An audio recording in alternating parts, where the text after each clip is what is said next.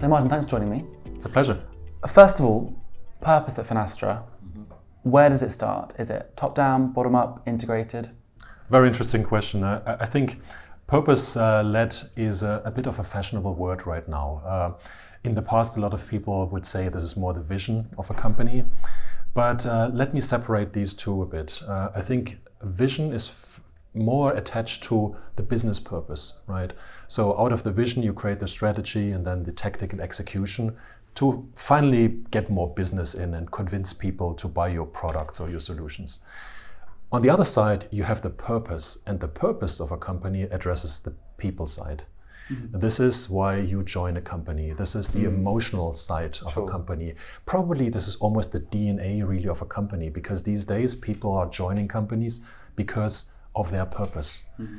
And especially when you look at the young generation, they are not that much interested in the marketing phrases and the big vision and strategy. They look under the hood. They want to see, hey, is this company a company that is giving back to the community? Is it a company that kind of has really a higher purpose than just fulfilling stakeholder dreams? Yeah. But what are the dreams that they are fulfilling for this next generation? How does this company give back to the community, give back more security, more trust, all these things? So I would say the purpose is the emotional DNA of a company. And do you think organizations should be worried about this new cohort of people looking under the hood, as it were, because previous generations weren't actually as bothered as these ones, really, if we're thinking about it? Well, I think we are in a social transformation almost, because that new generation will be driven by the purpose. They have very different criteria how they select their next employer. It's not just a remuneration package. It's more, what does the company give to me, and what can we together give to the world? What is the sustainability of that company? How do they contribute back to the world? And they want to see action. They don't want to see just marketing phrases. Not passive, we want proactivity. Exactly. Purpose is always something that you have to feel. This is the company culture. This is at Finastra, 10,000 people are behind one idea that makes us different. This is what they want to feel. And then the purpose has a big influence in the final vision, but the purpose is also something that builds over time, that just you can't define at the beginning. So again, then I suppose, what is then the role of that leadership approach? If you've got that bottom up coming up from a new cohort of people, what is the role of the leader in making sure that that momentum doesn't get lost? I think it's important at the beginning that it's clear what the vision and purpose is. And as an example, Finastra is just a brand in the market for 2 years or so.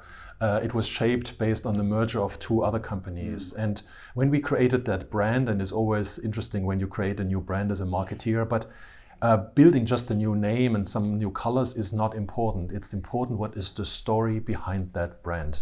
What is the new purpose of this company? We have created a tagline which is called "The Future of Finance is Open." Okay. And 2 years back, people were looking at me saying, what do you want to tell us with that? Well, I said, think about the financial industry, which was closed, locked, proprietary. Black box almost. Kind of nobody could really look into it for many, many decades.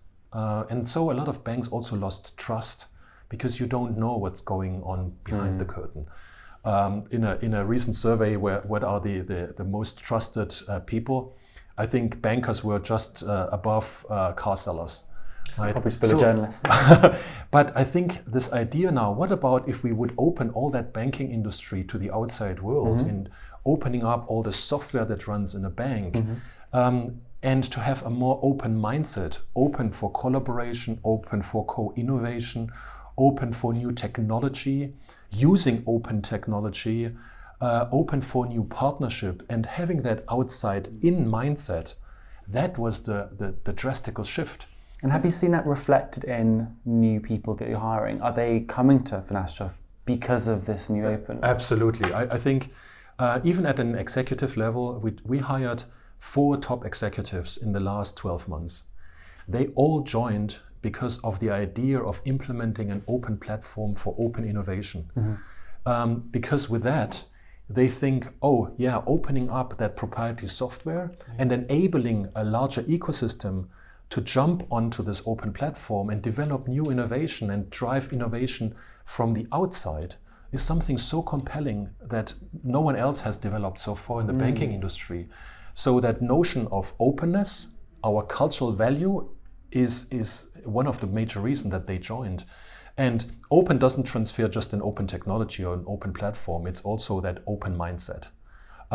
Inclusion, financial inclusion, giving back our knowledge into the community. With this platform, for example, we go to schools and offer them, hey, if you want to be the next fintech, just test this platform. It's for free. We are giving back to the community. Just after this interview, I'm rushing out to a school, a primary school in London, and we have a CSR activity where we are building a techno lab for an elementary school.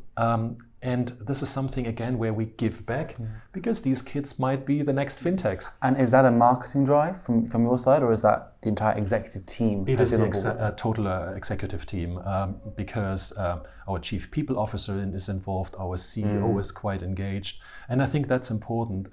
The purpose and the vision has to come from the top. Yeah. Right. The other interesting thing that you've mentioned is obviously you've had this massive merge to create from two brands into one brand. There's an opportunity, therefore, to almost redefine your purpose or create a new one. Did you take the opportunity, or did both parties come together to make sure that the purpose was aligned to both of them? No, I think both companies came with a perception of laggards in the industry, because the banking software industry is a very old industry, and just for your knowledge, a bank might change the software every 10 to 15 years. So that whole infrastructure is a lot of legacy. Yeah. And the decision was, if you bring these two companies together, you don't want to make two little dinosaurs a bigger dinosaur, right? You have to drastically think different. And that was the moment that the management team said, we can't continue on that path. We need to put something in place that separates us from the rest of the market. And this market is a vibrant market of fintechs. We need to act like a fintech. We need to be more agile. We need to be more open to other people's opinion. We need to ask our customers really what they want and to bring all the innovation and thought leadership from the outside in.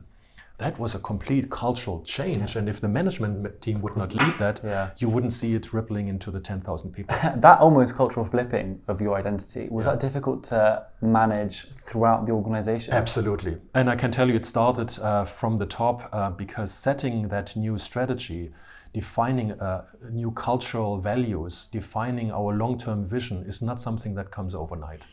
It's a hard wrestling to get all the key stakeholders on the same level. And to be honest, we lost some executives because they thought, I'm not buying into that new strategy. Oh, interesting. So you need to create the belief in that management team that we are now on the right track. And then we have a whole change management program throughout the organization. We are training the next 250 leaders.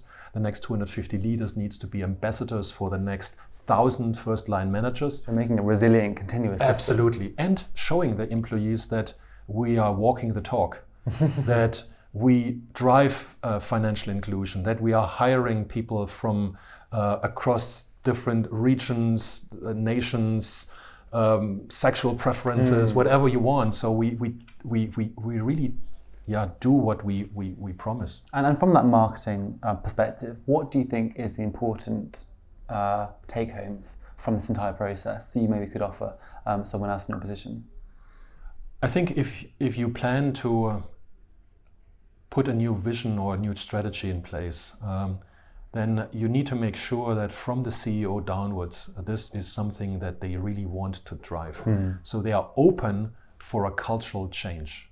And they need to know that this is a 3 to 4 year process that they're going into. And this will cost a lot of hard work in doing this, conviction, and a different mentality. And if that mentality is not there at the beginning, you will fail. So if this is only initiative driven by marketing, it will fail.